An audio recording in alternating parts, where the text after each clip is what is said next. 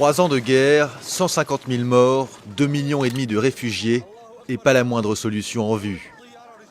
L'ampleur de la crise syrienne a dépassé tous les pronostics et le conflit est loin d'être terminé. Mais comment expliquer une telle situation? Comment le soulèvement pacifique du printemps 2011 s'est-il transformé en un bain de sang généralisé? Pour comprendre, il faut passer en revue les différentes facettes de la crise. Le conflit en Syrie est d'abord une guerre civile.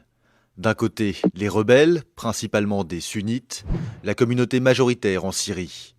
Ils occupent le nord, la banlieue de Damas et des zones rurales, au sud et au centre du pays. De l'autre côté, les loyalistes, qui s'appuient sur la communauté alaouite, une secte dérivée du chiisme dont le clan Assad est issu. Ils tiennent les grandes villes, dont la capitale, et la plaine côtière, une zone de peuplement alaouite. Les forces pro-régime se sont récemment emparées du Kalamoun, une montagne en lisière du Liban. Les insurgés ont répliqué en pénétrant au nord de Latakia. Ailleurs, le front est à peu près stable. Mais très vite, cette guerre civile a été instrumentalisée par de multiples pays qui ont fait de la Syrie un champ de bataille par procuration. Premiers acteurs de cette internationalisation, les puissances occidentales, qui sont les parrains de l'opposition. Les États-Unis et les grands pays européens épaulent la coalition nationale syrienne, la principale formation anti-Assad. Lancée fin 2012, la CNS est reconnue par une centaine de pays comme le seul représentant du peuple syrien. Mais le soutien occidental, essentiellement diplomatique, n'a jamais permis à la CNS de s'ériger en une véritable alternative au régime Assad. Les financements restent insuffisants, les livraisons d'armes se font au compte-gouttes, et les États-Unis ont toujours refusé l'option militaire, notamment après l'attaque chimique contre la banlieue de Damas en août 2013. Deuxième vecteur d'ingérence, la Chine et la Russie, qui sont les protecteurs du régime Assad. Ces deux membres du Conseil de sécurité de l'ONU ont bloqué à 3 reprises des projets de résolution hostiles à Damas. Par ailleurs, Moscou ravitaille en flux tendu l'armée syrienne.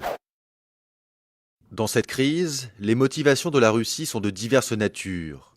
Économique d'abord, car le régime Assad est un vieux client de son industrie de défense. Militaire ensuite, avec le port de Tartous, qui constitue sa toute dernière base en Méditerranée. Mais aussi et surtout géopolitique, car le Kremlin a très mal vécu l'intervention de l'OTAN en Libye en 2011, qui était censée se limiter à la protection des civils et qui a abouti au renversement de Kadhafi. Hors de question pour Vladimir Poutine de laisser ce scénario se répéter, surtout dans une vieille zone d'influence comme la Syrie. C'est ainsi que le soulèvement anti-Assad est devenu la proie d'un nouvel affrontement entre Est et Ouest. Troisième intervenant étranger dans le conflit syrien, les monarchies sunnites du Golfe, et notamment l'Arabie saoudite. Riyad a vu dans la révolte syrienne l'occasion d'affaiblir son adversaire numéro 1, l'Iran, le géant chiite dont le régime Assad est le principal allié au Proche-Orient. L'Arabie saoudite, mais aussi le Qatar, ont multiplié les livraisons d'armes à des brigades rebelles via la Jordanie et la Turquie. Parallèlement, des donations privées ont afflué grâce à l'activisme de cheikh salafistes basés au Koweït. Avec le temps, les financiers du Golfe en sont venus à soutenir des formations de plus en plus extrémistes, comme le front Al-Nosra et la brigade Ahrar al-Sham, qui sont proches d'Al-Qaïda. Plus au nord, le gouvernement turc, très opposé à Damas, a joué lui aussi avec le feu, en laissant passer sur son territoire les recrues de l'État islamique en Irak et au Levant, un autre groupe djihadiste. En face, le régime Assad bénéficie du soutien de ses alliés chiites, quatrième et derniers acteurs de l'instrumentalisation de la crise syrienne. L'Iran fournit à Damas de l'argent, des armes et des conseillers militaires. Il y a aussi le Hezbollah, la milice chiite libanaise. Au début du conflit, ces combattants se contentaient de patrouiller le long de la frontière avec la Syrie. Mais peu à peu, ils ont été associés aux offensives des troupes gouvernementales. Pareil pour les milices chiites irakiennes. D'abord affectées à la défense du mausolée chiite de Sayyeda Zainab, elles sont désormais déployées dans tout le pays, notamment à Alep.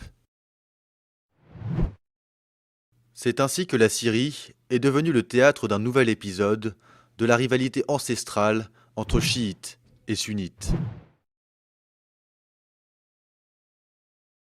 Récapitulons.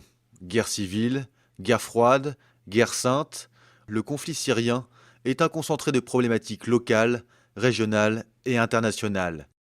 Un casse-tête qui semble pour l'instant impossible à résoudre.